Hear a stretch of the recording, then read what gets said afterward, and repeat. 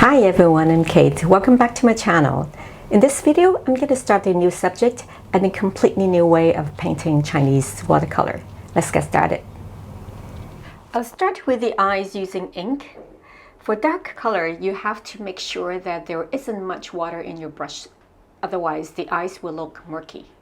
One thing I have to make it upfront is that I haven't learned how to paint dogs or any type of animals, and this is my new way of painting a dog portrait using Chinese watercolor, and I wanted to make it look more Western.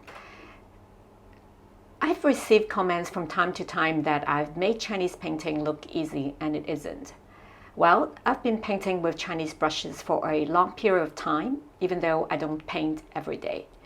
Every person is different. You may have better artistic skills or spatial intelligence than I am, so I'm showing you how I paint. Perhaps you can do it right away or even better. You never know. The key feature of the puck is the extensive wrinkles on his forehead and around the muzzle. I'm mixing a bright color using orange color and ink to paint or outline these lines, and now I'm painting nose and muzzle area. The essence of freehand or freestyle Chinese painting is the simplicity.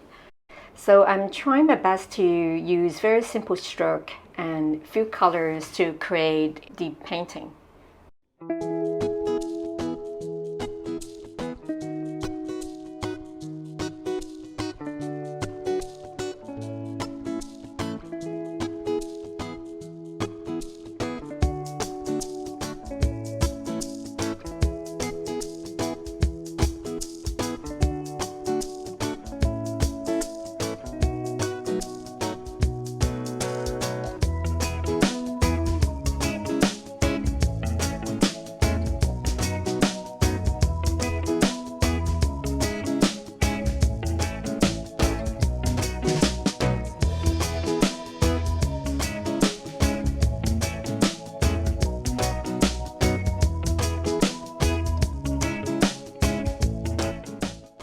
Now I'm using the large brush to mix some brown tone color to paint the autumn leaves.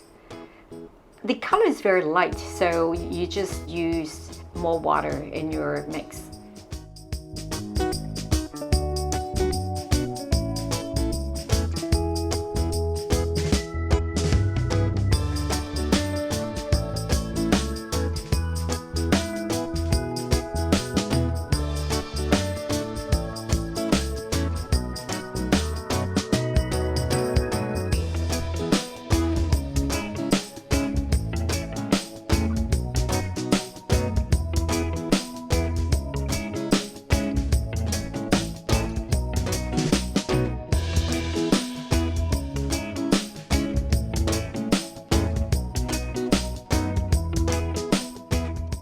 After painting some leaves in different shades, I'm now mixing some brown and greenish color and make use of the same brush to paint the background.